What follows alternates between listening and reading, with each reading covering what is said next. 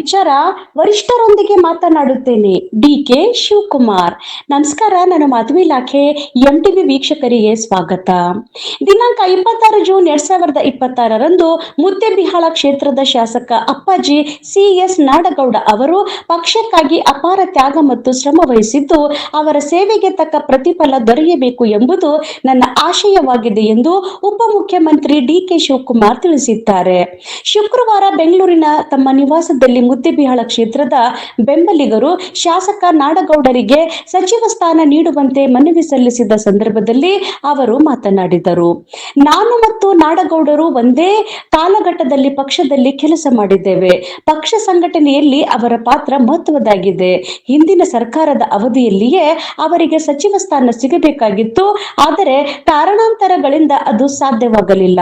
ಈ ಬಾರಿ ಅವರ ಕುರಿತು ಪಕ್ಷದ ವರಿಷ್ಠರೊಂದಿಗೆ ಪ್ರಾಮಾಣಿಕವಾಗಿ ಮಾತನಾಡುತ್ತೇನೆ ಎಂದು ಡಿ.ಕೆ. ಶಿವಕುಮಾರ್ ಭರವಸೆ ನೀಡಿದರು.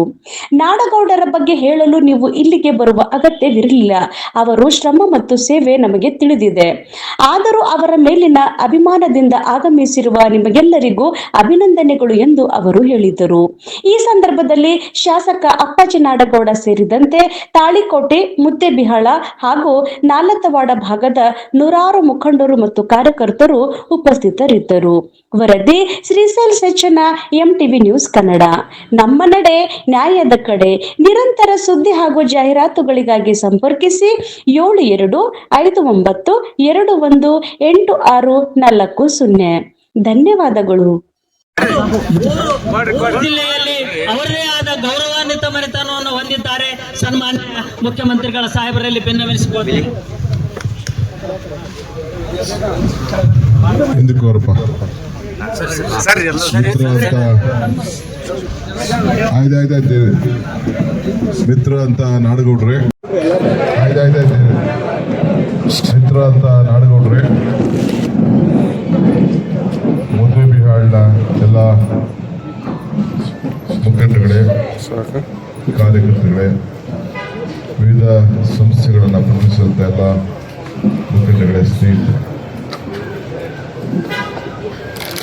ತಾವೆಲ್ಲ ಬಂದಿದ್ದೀರಿ ಅಂತೇಳಿ ನಾನು ಗಮನಿಸೋದು. ನನಗೆ ಬೇರೆ ನನ್ನ ಕಾರ್ಯಕ್ರಮ ಇತ್ತು, ನಾನು ಬಂದೇ ಇಲ್ಲಿ ಬಂದಾಗ ತಾವೆಲ್ಲ ಇರಲಿಲ್ಲ. ಆಮೇಲೆ ಅವರು ನಮ್ಮನ್ನ ಕರೆಸಿದ್ದಾರೆ, ನನ್ನ ಬೇರೆ ಕಾರ್ಯಕ್ರಮ ಇದೆ, ಇರಲಿ ನನ್ನ ಪವಿತ್ರವಾದಂಥ ಕಾರ್ಯಕ್ರಮಕ್ಕೆ ನಾನು ಹೋಗಬೇಕಾಗಿದೆ.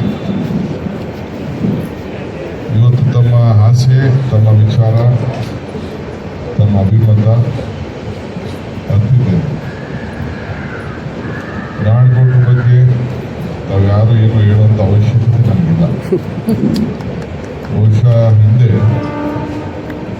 ನಾನು ಅವರು ಜೊತೆಯಲ್ಲಿ ಮಂತ್ರಿಯಾಗಿ ಬಂಗಾರಪ್ಪನ ಸಂಪುಟದಲ್ಲಿ ಕೆಲಸ ಮಾಡಿರೋದು ನೆನಪಿದೆ. ಈಗ ಅವರು ಹಿಂದೆ ಸಿದ್ದರಾಮಯ್ಯ ಸಂಪುಟದಲ್ಲಿ ಅವರ ಹೆಸರು ತೀರ್ಮಾನ ಆಗಿ ಕೊನೆಗಳಿಗೆ ಎಸ್.ಆರ್. ಪಾಟೀಲ್ ಹೆಸರು ಬದಲಾವಣೆ ಆಗಿ ಅನೌನ್ಸ್ ಆಯಿತು. ಬಹಳ ದೊಡ್ಡ ಅನ್ಯಾಯ ಆಗಿದೆ, ನಾನಿಲ್ಲ ಅಂತ ನಾನು ಹೇಳೋದಿಲ್ಲ. ಅವರ ಸೌಮ್ಯ ಸ್ವಭಾವ, ಅವರ ನಡತೆ ಕೂಡ ನನಗೆ ಸಂಪೂರ್ಣವಾಗಿ ಅರಿವಿದೆ. ಪಕ್ಷಕ್ಕೆ ಯಾವ ರೀತಿ ತ್ಯಾಗವನ್ನು ಮಾಡ್ಕೊಂಡು ಬಂದಿದ್ದಾರೆ ಅಂತ ಕೂಡ ಅರಿವಿದೆ. ಸೊ ಅನೇಕ ಸಂದರ್ಭದಲ್ಲಿ ನಾವೆಲ್ಲ ಚರ್ಚೆ ಕೂಡ ಮಾಡಿದ್ದೇವೆ. ಇವತ್ತು ಅವ್ರಿಗೆ ನ್ಯಾಯ ಕೊಡಬೇಕು ಅನ್ನೋದು ತಾವೆಲ್ಲ ಒತ್ತಡ ಮಾಡ್ತಾ ಇದ್ದೀರಿ. ನೀವು ಯಾರು ಬರೋ ಅವಶ್ಯಕತೆ ಕೂಡ ಇಲ್ಲ ಇಲ್ಲಿ.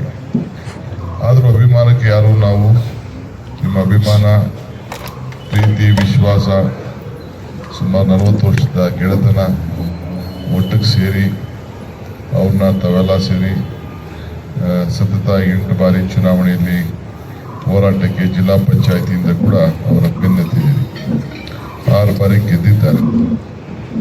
ನಾನು ಇಷ್ಟೇ ಮಾತ್ರ ಹೇಳ್ತೀನಿ, ಈಗ ನಾನು ಮಾಧ್ಯಮದವ್ರ ಮುಂದೆ ಮಾತಾಡೋಕ್ಕಾಗೋದಿಲ್ಲ, ನೀವು ಮುಂದೆನೂ ಮಾತಾಡೋಕ್ಕಾಗೋದಿಲ್ಲ. ನಾನು ಪ್ರಾಮಾಣಿಕವಾಗಿ ನನ್ನ ಕೈಯಲ್ಲಿ ಏನು ಅವ್ರಿಗೆ ಅವರ ವಿಚಾರದಲ್ಲಿ ನಾನು ಮಂಡಿಸಬೇಕು, ಅವ್ರ ವಿಚಾರದಲ್ಲಿ ಏನು ನಮ್ಮ ವರಿಷ್ಠರಿಗೆ ತಿಳಿಸ್ಬೇಕು, ಆ ಕೆಲಸ ಪ್ರಾಮಾಣಿಕವಾಗಿ ನಾನು ಮಾಡ್ತೀನಿ ಅನ್ನೋ ಮಾತನ್ನ.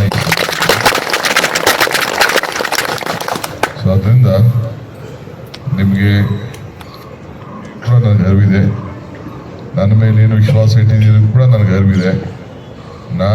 ನಾಡಗೌಡರು ಏನು ವಿಶ್ವಾಸ ಇಟ್ಟಿದ್ದಾರೆ ಕೂಡ ಅರಿವಿದೆ ನನಗೆ. ಅದರಿಂದ ಜಾಸ್ತಿ ಏನು ಮಾತಾಡೋದು ಬೇಡ. ಸೊ ನಾವು ಅವರು ಇಬ್ಬರು ಗೆಳೆತನದಲ್ಲಿ ಮೊದಲಿಂದ ಕೂಡ ಆತ್ಮೀಯತೆಯಿಂದ ರಾಜಕಾರಣ ಮಾಡ್ಕೊಂಡು ಬಂದಿದ್ದೀವಿ. ಯಾವ ಕೂಡ ಪಕ್ಷದ ನಿಷ್ಠೆಗೆ ಮೊದಲು ಕೂಡ ಉಳಿಸ್ಕೊಂಡು ಕೂಡ ಬಂದಿದ್ದೀವಿ. ಸೊ ಇವತ್ತು ನಮ್ಮ ಸರ್ಕಾರ ಕೂಡ ತರಲಿಕ್ಕೆ ಎಲ್ಲ ಸೇರಿ ದುಡಿದಿದ್ದಾರೆ. ನೀವೆಲ್ಲ ಸೇರಿ ದುಡಿದೋದಕ್ಕೆ ನಮ್ಮ ಸರ್ಕಾರ ಬಂದಿತ್ತು. ಬರೀ ನನ್ನ ಒಬ್ಬನಿಂದ ನಾಡಿಗೌಡರು ಒಬ್ಬನಿಂದ ಅಲ್ಲ, ನೀವೆಲ್ಲ ಹೊಲ ಹುಟ್ಟೋದಕ್ಕೆ, ಹೊಲ ಬಿತ್ತೆ ಮಾಡೋದಕ್ಕೆ, ಉತ್ತೋದಕ್ಕೆ ರಾಜಕಾರಣ ವ್ಯವಸಾಯ ಇದ್ದಂಗೆ. ಒಂದಿಂದ 2 ದಿನದಲ್ಲ, 16 ವರ್ಷ ಹೊಲ ಸಮ ಆಗಬೇಕು. ಹಂಗೆ ಒಂದು ಕಲ್ಲು ಶಿಲೆ ಆಗಬೇಕಾದ್ರೆ ಬೇಕಾದಷ್ಟು ಏಟುಗಳೆಲ್ಲ ಬಿದ್ದಿರ್ತದೆ. ಹಾಗೆ ನಾಡುಗೌಡರು ಬೇಕಾದಷ್ಟು ಏಟುಗಳನ್ನ ತಿಂದಿದ್ದಾರೆ. ಸೊ ಮಿಕ್ಕಿದ ವಿಚಾರಗಳನ್ನು ಚರ್ಚೆ ಮಾಡೋಣ. ನಿಮ್ಮ ಕ್ಷೇತ್ರಕ್ಕೆ ಖಂಡಿತ ನಾನು ಬರ್ತೀನಿ. ನನ್ನ ಕೈಲಿ ಏನು ನಿಮಗೆ ನ್ಯಾಯವನ್ನು ಕೊಡಿಸೋಕ್ಕೆ ಸಾಧ್ಯನೋ ಖಂಡಿತ ನಾನು ಪ್ರಾಮಾಣಿಕವಾದ ಪ್ರಯತ್ನವನ್ನು ಮಾಡ್ತೀನಿ. ನಿಮ್ಮೆಲ್ಲರೂ ಕೂಡ ಶುಭವಾಗಲಿ ಮತ್ತು ನಮ್ಮ ನಾಡುಗೌಡರು ಕೂಡ ಒಳ್ಳೆಯದಾಗಲಿ ಅಂತೇಳಿ ಪ್ರಾರ್ಥಿಸಿ ನನ್ನ ಮಾತು ಮುಗಿಸ್ತೇನೆ. ನಮಸ್ಕಾರ.